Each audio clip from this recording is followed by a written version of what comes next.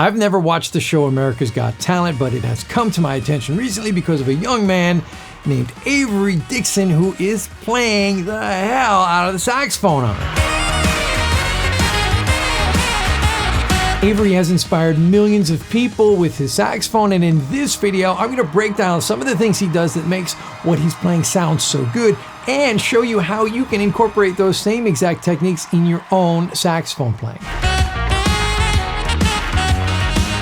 If you start implementing all of the tricks I'm about to show you in this video with Avery's help, your saxophone playing is going to get a lot better quickly.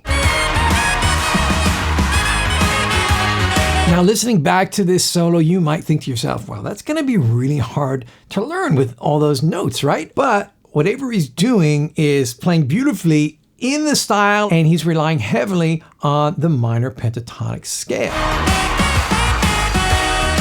If you've watched any of my other improvisation tutorials here on YouTube, you know that this is the stuff I'm teaching all the time. Not just because it's a relatively easy place to start, but because it's what sounds good and it's what you're hearing on the records. I made a free course for everybody called the Play Sax by Ear Crash Course, which covers how to learn the pentatonic scale and start using it to play melodies by ear and start improvising on the saxophone or really any instrument. And you can enroll in that for free by clicking the link in the description or visiting bettersax.com/shed. Let's start by listening to the intro. Every note Avery plays here is part of the minor pentatonic scale except for one. Listen carefully and let me know if you can spot it.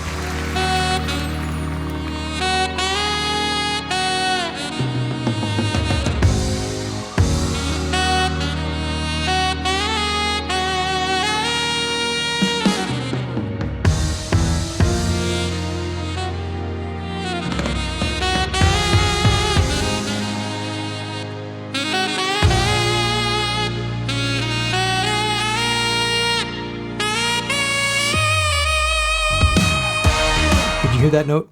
Now, in order to transcribe this solo, I'm using this app called Transcribe Plus, and I want to thank them for sponsoring this video and for making such a great and intuitive app that makes this whole process so much easier and faster. So to get started learning the intro, I'm going to first load the track into the app and then put one of these markers at the beginning. Then I'm going to let the track play until I get to the end of that first phrase, like this.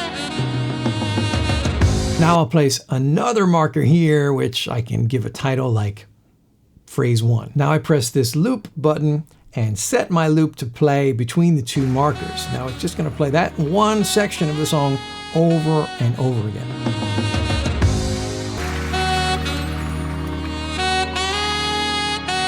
As I said earlier, all of these notes come out of our minor pentatonic scale, so it's pretty easy to figure them out. We are in the key of E flat minor concert, which makes C minor on the alto saxophone. Now you might be saying to yourself, hey, I play the pentatonic scale all the time, but it doesn't sound that good when I do it. Here's why. Avery is playing with a beautiful tone and very solid rhythm, which is essential to sound good in any situation, but he's also phrasing in such a way that it makes even a few simple notes sound great. And that brings us to tip number 1, which is going to greatly improve your playing if you start doing this. Notice that on some of the notes Avery plays, he slides into them from below.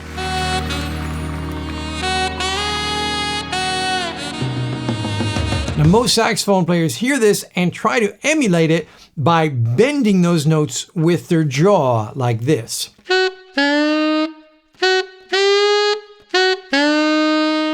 Doesn't sound so good, right? The way Avery and other great saxophone players are doing it is by playing a grace note or a lower neighbor note a half step below the target. It sounds a lot better like this.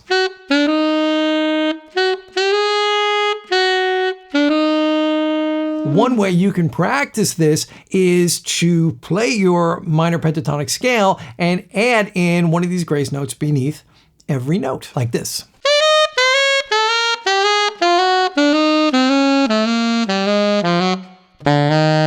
As you listen to this solo, notice that Avery is using this technique once or twice per phrase. It's not on every note, so don't overdo it. Now at the end of the phrase, he does this full. Most saxophone players are going to hear this and try to emulate it by just flopping their fingers down the keys like this. There's nothing terribly wrong with that, but the way Avery is playing it is tip number 2, and he's playing this fall using that same minor pentatonic scale, but playing it very fast and cleanly like this. The way he plays these falls is another technique you're going to hear over and over throughout the solo, so listen out for it. Now moving on to the second phrase of the intro, notice how it's basically a repetition of the first phrase with a little variation in it.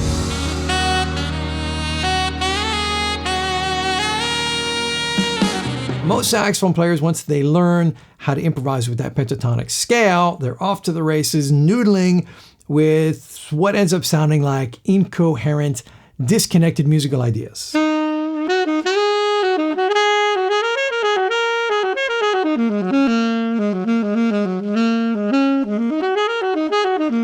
What sounds a lot better and is actually a lot easier to do is to play a sort of call and response with yourself.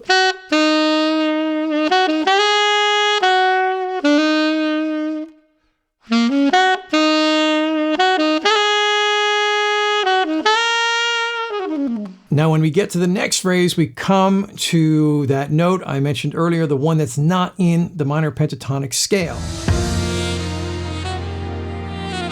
Instead of playing the minor third, he plays the major third.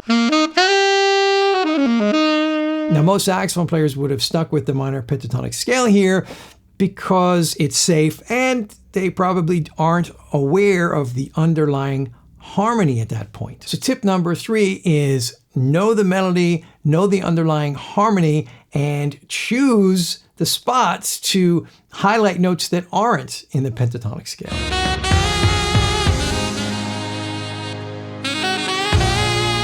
The rest of the intro is all pentatonic scale notes, and it ends on this high concert E flat or high C on the alto saxophone.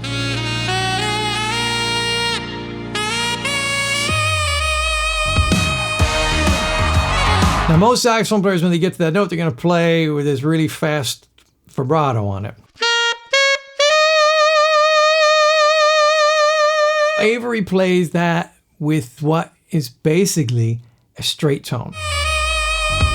That sounds awesome. No vibrato necessary. Now, I realize we're only 30 seconds into this track, but I've already given you 4 amazing tips that can radically improve your saxophone playing. So please do me a favor right now and hit the like button and subscribe to this channel if somehow you aren't already. Now we're into the melody of the song, which is by the great Stevie Wonder. I can tell that Avery listens to a lot of Stevie Wonder and other great singers by the way he plays the saxophone. In fact, I'm willing to bet that one of the reasons he sounds so good is not because he's actively thinking about all the techniques I'm describing in detail right now, but because he has been listening to lots of great music and is emulating on his saxophone the sounds he's heard. Most saxophone players don't do this though. They try to learn songs and solos by reading the notes off of sheet music, which is only telling you part of the story. So tip number 5, and this is a big one, is to listen to great singers and saxophone players and emulate the way they phrase. And by the way, in case you were wondering, Avery is playing a Jody Jazz DV mouthpiece on what looks like a Yamaha 62 alto. I am of course playing my BetterSax EAS 112 alto with the BetterSax burn-in mouthpiece. Moving on, here's a great pentatonic scale phrase he plays that I love. As the notes are going by really fast, you might want to use the Transcribe Plus app to slow it all down.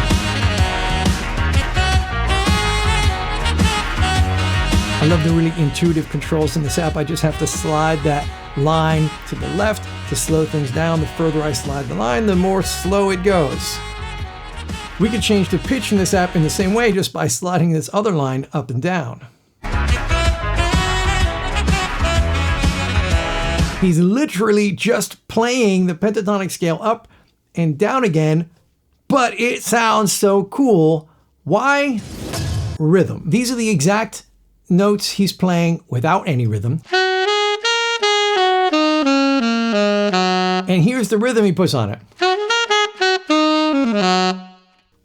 So much cooler. So tip number 6 is use more rhythmic variety in your playing. You don't necessarily have to cram more notes in to make things interesting. That's a little snippet of some very typical jazz vocabulary.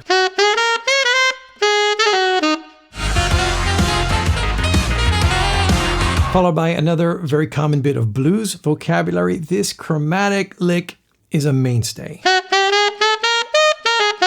So tip number 7 is always include some familiar musical vocabulary in your solos. This always connects with your audience. In the breakdown, Avery plays this sort of cadenza.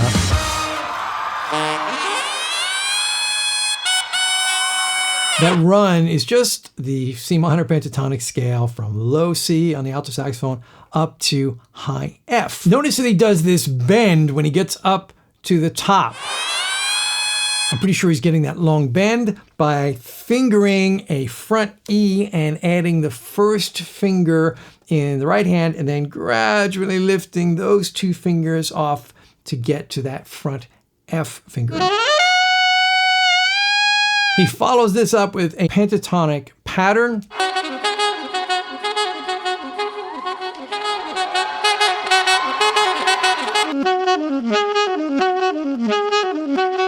Now, the way he plays it is really effective because he's building tension just going back and forth between these 2 cells. But that's also a lick you could take up across the whole range of your instrument.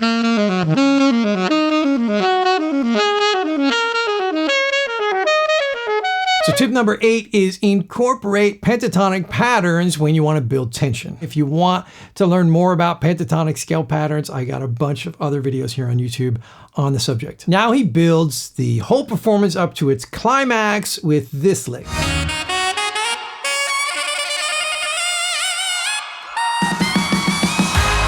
Once again, that's just the minor pentatonic scale, but in the middle, he adds what I like to call the cannonball lick, named after Cannonball Adderley, who played this all the time.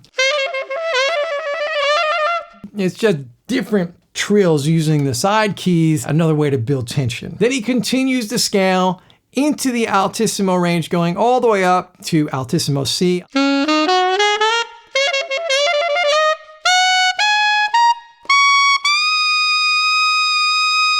I play that using the same fingering I use for high E flat, the first 2 palm keys in the octave key. That's one of the easiest Altissimo notes there is. Once he's up there on that high C, he holds it out just long enough for the audience to go wild, and they always will when you hold out a really high Altissimo note.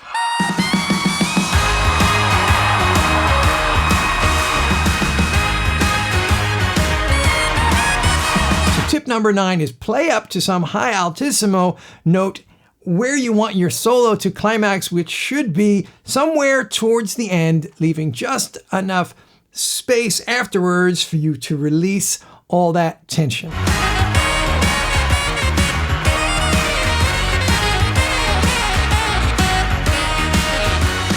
This sets things up for the audience to applaud and leave everybody feeling really satisfied with the whole performance.